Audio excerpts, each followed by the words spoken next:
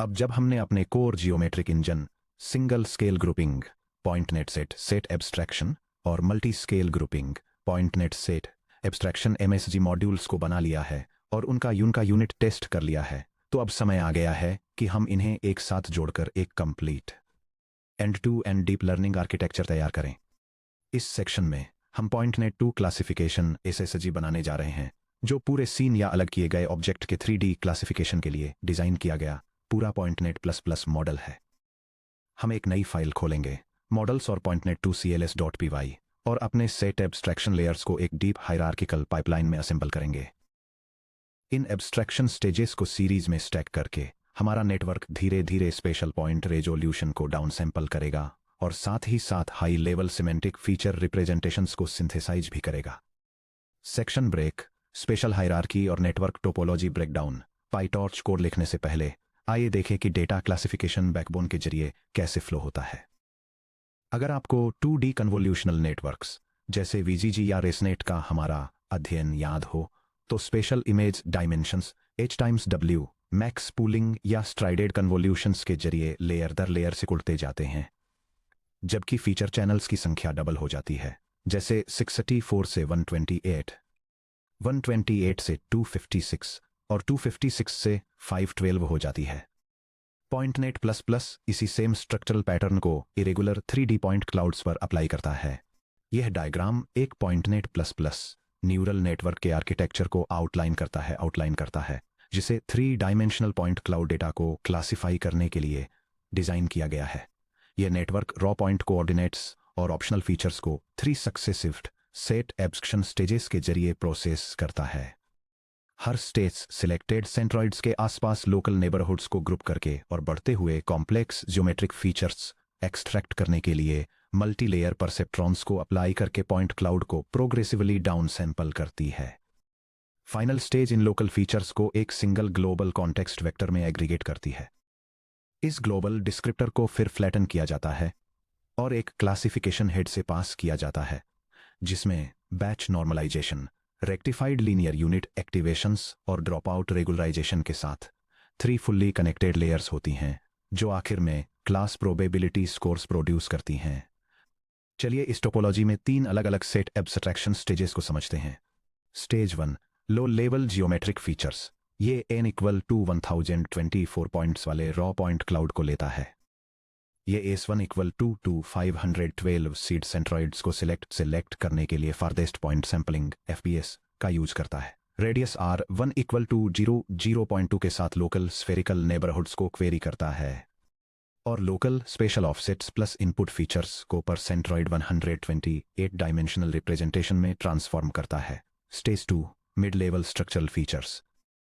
ये स्टेज 1 से 512 सेंट्रॉइड्स को लेता है और एक बड़े रेडियस R2=0.4 का यूज करके उन्हें आगे S2=128 सेंट्रॉइड्स में डाउन सैंपल करता है। यह स्टेज बड़े स्पेशल रीजन्स को प्रोसेस करती है और फीचर डायमेंशन को 128 से 256 तक एक्सपेंड करती है। Stage 3, global context feature vector. यह global pooling group all equal to true को एक्टिवेट करता है, FPS को बाईपास करता है और बाकी बचे सभी 128 सेंट्रॉइड्स को एक सिंगल सेंट्रॉइड S3=1 में कोलैप्स कर देता है। यह ऑब्जेक्ट की पूरी 3D जियोमेट्री को समराइज करने वाला एक कॉम्प्रिहेंसिव 1024 डायमेंशनल फीचर वेक्टर पर प्रोड्यूस करने के लिए बाकी सभी पॉइंट्स को एक साथ प्रोसेस करता है। डायमेंशनल ट्रेस मैट्रिक्स मॉडल के जरिए डेटा फ्लो होने पर टेंसर ट्रांसफॉर्मेशंस पर पूरी क्लैरिटी एश्योर करने के लिए इस डिटेल डायमेंशनल ट्रेस मैट्रिक्स को देखें। यह टेबल एक पॉइंट क्लाउड प्रोसेसिंग आर्किटेक्चर के network stages, input ships, transformations और आउटपुट शिप्स को आउटलाइन करती है। इसकी शुरुआत इनपुट डेटा से होती है, जो एक रॉ पॉइंट क्लाउड है जिसका आउटपुट स्पेशल शिप B/3/1024 है और आउटपुट फीचर शिप B/C/1024 है।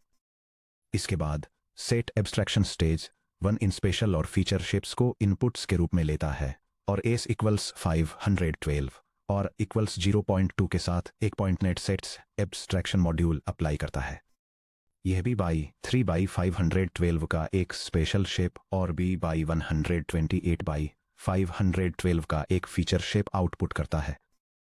सेट एब्स्ट्रैक्शन स्टेज 2 इस आउटपुट को एक दूसरे पे पॉइंटनेट सेट एब्स्ट्रैक्शन मॉड्यूल का यूज करके प्रोसेस करता है। इस बार S इक्वल्स 128 और R इक्वल्स 0.4 के साथ। यह स्पेशल शेप को कम करके भी बाई 3 बाई 128 कर देता है और फीचर शेप को बढ़ाकर भी बाई 256 बाई 128 कर देता है। सेट एब्स्ट्रैक्शन स्टेज 3 इन आउटपुट्स को लेता है और ग्रुप ऑल सेट 2 ट्रू के साथ एक पॉइंटनेट सेट एब्स्ट्रैक्शन मॉड्यूल अप्लाई करता है। यह B बाई 3 बाई 1 का स्पेशल शेप और B बाई 1024 बाई 1 का फीचर शेप आउटपुट करता है। फ्लैटेनिंग स्टेज में B बाई 1024 बाई 1 के फीचर शेप को x.view का यूज करके B बाई 1024 में रीशेप किया जाता है, जिसमें कोई स्पेशल शेप आउटपुट नहीं होता है।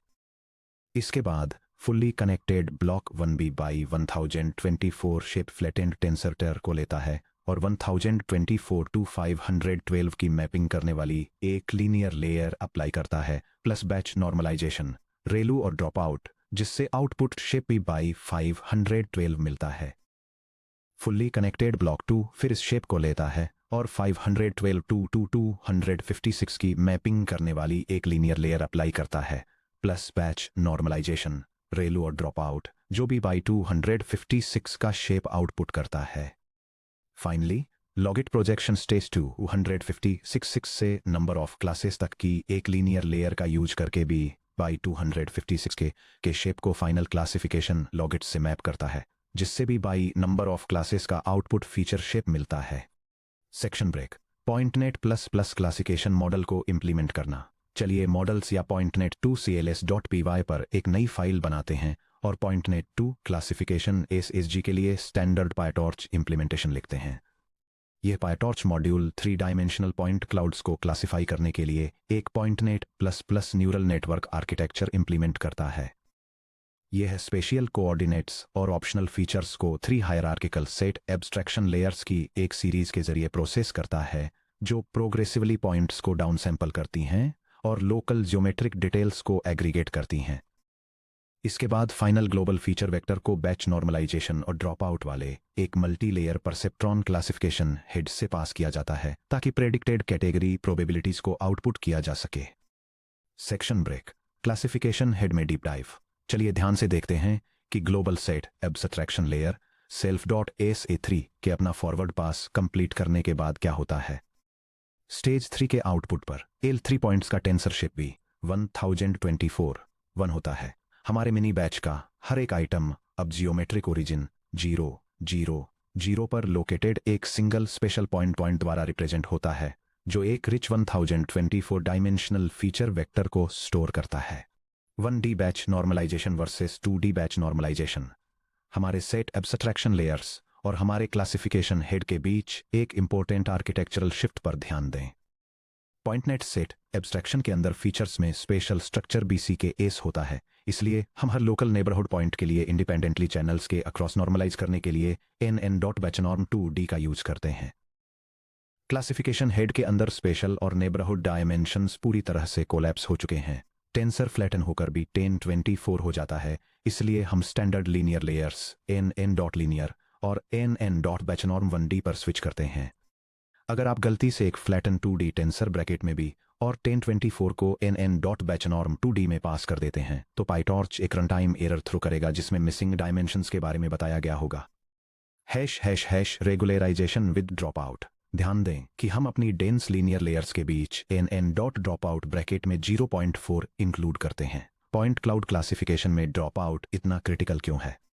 मैसिव 2 इमेज डेटासेट्स के अपोजिट जैसे मिलियंस ऑफ पिक्सल्स वाला इमेजनेट 3D पॉइंट क्लाउड डेटासेट्स जैसे मॉडलनेट 40 में रिलेटिवली स्मॉल ट्रेनिंग सेट्स होते हैं। For example approximately 9840 training samples. क्योंकि हमारे ग्लोबल फीचर वेक्टर में 1024 रिच चैनल्स होते हैं और हमारी पहली लीनियर लेयर self.fc1 में 1024 times 512 equal to 524,288 trainable weights होते हैं, इसलिए नेटवर्क जनरलाइजेबल 3D ज्योमेट्री कॉन्सेप्ट्स को सीखने के बजाय ट्रेनिंग शेप्स की फाइन डिटेल्स को आसानी से मेमोराइज कर सकता है। ट्रेनिंग के दौरान रैंडमली 40% एक्टिवेशंस को जीरो करके NNN.dropout 0.4 लीनियर हेड को पूरे फीचर वेक्टर में डिस्ट्रीब्यूटेड रिडंडेंट ज्योमेट्रिक क्यूज पर रिलाई करने के लिए फोर्स करता है। Section break 4 multi scale grouping AMASG variant point 2 classification AMASG। अब क्या हो अगर हम नॉइजी डेप्थ सेंसर्स या इरेगुलर लिडार स्कैन्स के साथ काम कर रहे हों जहां 3D सीन में पॉइंट डेंसिटी ड्रामेटिकली वेरी करती है। जैसा कि पहले डिस्कस किया गया है, single scale grouping ASG struggle कर सकता है जब स्पेशल रीजन्स में पॉइंट डेंसिटीज चेंज होती हैं।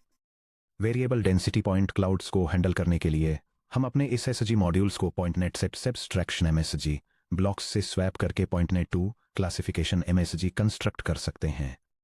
चलिए MSG क्लासिफिकेशन नेटवर्क को मॉडल्स और पॉइंटनेट 2 CLS.py में ऐड करते हैं। यह PyTorch neural network model multi scale grouping के साथ पॉइंटनेट प्लस आर्किटेक्चर का इस्तेमाल करके 3 डायमेंशनल पॉइंट क्लाउड्स को क्लासीफाई करता है। वेरिंग पॉइंट डेंसिटीज को हैंडल करने के लिए नेटवर्क इनपुट कोऑर्डिनेट्स को मल्टीपल कॉन्सेंट्रिक स्केल्स पर स्पेशियल डाउन सैंपलिंग और फीचर ग्रुपिंग की 2 स्टेजेस के थ्रू प्रोसेस करता है। इन मल्टी स्केल फीचर्स को फिर कंबाइन किया जाता है और एक ग्लोबल एग्रीगेशन स्टेज में पास किया जाता है जो पूरे पॉइंट क्लाउड को रिप्रेजेंट करने वाला एक सिंगल फीचर वेक्टर जनरेट करता है। Finally fully connected layers batch normalisation और ड्रॉप आउट से बना एक क्लासिफिकेशन हेड इन फीचर्स को क्लास प्रोबेबिलिटीज में मैप करता है।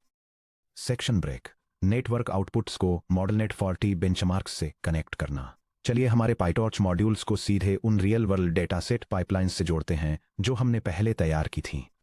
सब टॉपिक 5.3 में हमने मॉडलनेट 40 बेंचमार्क डेटासेट को एक्सप्लोर किया जिसमें 40 अलग ऑब्जेक्ट कैटेगरीज जैसे कि एयरप्लेन्स, चेयर्स, मॉनिटर्स और टेबल्स के 12,311 CAD मॉडल्स शामिल हैं। हर सैंपल को पहले से ही n=1024 सरफेस पॉइंट्स में प्री सैंपल्ड किया गया है। जब हम मॉडलनेट 40 पॉइंट क्लाउड्स के एक बैच को पॉइंटनेट 2 क्लासिफिकेशन SSG में फीड करते हैं, यह PyTorch script 3 dimensional point clouds को क्लासिफाई करने के लिए एक डीप लर्निंग मॉडल को इनिशियलाइज करती है। फिर ये रॉ आउटपुट्स जनरेट करने के लिए नेटवर्क के थ्रू रैंडम स्पेशियल डेटा के एक बैच को पास करती है, क्लास प्रोबेबिलिटीज कंप्यूट करने के लिए सॉफ्टमैक्स फंक्शन अप्लाई करती है और हर इनपुट सैंपल के लिए सबसे ज्यादा लाइकली क्लास को आइडेंटिफाई करती है। ट्रेनिंग के दौरान हम standard PyTorch cross entropy loss NN.क्रॉस एंट्रोपी लॉस का यूज करके लॉस कंप्यूट करते हैं जो शेप बी 40 के अनॉर्मलाइज्ड आउटपुट लॉजिट्स को सीधे शेप बी के ground truth integer class labels से कंपेयर करता है। else subscript C equal to minus the sum from I equal to 1 to number of classes of Y subscript I times the log of Y hat subscript I। Global feature vector L3 points shape B 1024 जो linear head से ठीक पहले extract किया गया है पूरे input point cloud के लिए एक कंप्रेस्ड जियोमेट्रिक डिस्क्रिप्टर की तरह काम करता है। अगर आप इन 1024 डायमेंशनल वेक्टर्स को TSNA या UMAP जैसी डायमेंशनलिटी रिडक्शन टेक्निक्स का यूज करके विजुअलाइज करते हैं तो आपको अलग अलग जियोमेट्रिक क्लस्टर्स बनते हुए दिखेंगे। एयरप्लेन्स एक क्लस्टर में कसकर बंधे होंगे जबकि टेबल्स और चेयर्स अलग अच्छे से सेग्रीगेटेड क्लस्टर्स बनाएंगे। Section break down sampling dilemma classification net segmentation में फेल क्यों हो जाते हैं। इससे पहले कि हम अपने यूनिट टेस्ट्स रन करें, आइए एक फंडामेंटल क्वेश्चन पर बात करते हैं जो अक्सर ऑब्जेक्ट क्लासिफिकेशन से पॉइंट क्लाउड सेगमेंटेशन में ट्रांजिशन करने वाले इंजीनियर्स को कंफ्यूज करता है। क्या हम इस बिल्कुल सेम पॉइंटनेट 2 क्लासिफिकेशन SSG आर्किटेक्चर का use dense 3D point cloud segmentation करने के लिए कर सकते हैं, जैसे कि यह प्रेडिक्ट करना कि क्या एयरप्लेन का हर पॉइंट किसी विंग, इंजन या फ्यूजलेज से बिलोंग करता है। इसका शॉर्ट आंसर है नहीं, और ऐसा क्यों है यह समझना 3D डीप लर्निंग आर्किटेक्चर्स को मास्टर करने के लिए बहुत जरूरी है। हमारे स्पेशियल डाउन सैंपलिंग ट्रेस को एक बार फिर ध्यान से देखिए। यह डायग्राम एक hierarchical point cloud processing pipeline को इलस्ट्रेट करता है। यह 1024 पॉइंट्स के एक रॉ इनपुट के साथ स्टार्ट होता है जो फर्स्ट स्टेज में इसे 512 पॉइंट्स तक रिड्यूस करने के लिए farthest point sampling down sampling से गुजरता है। सेकंड स्टेज डेटा को और रिड्यूस करके 128 पॉइंट्स करने के लिए same down sampling method apply करती है। थर्ड और फाइनल स्टेज में बचे हुए पॉइंट्स को 1024 फीचर्स वाले एक सिंगल ग्लोबल पॉइंट वेक्टर में कंसोलिडेट करने के लिए ग्लोबल एग्रीगेशन परफॉर्म किया जाता है। एक ऑब्जेक्ट क्लासिफिकेशन टास्क में 1024 पॉइंट्स से डाउन सैंपलिंग करके एक सिंगल फीचर वेक्टर पर ले जाना आइडियल है।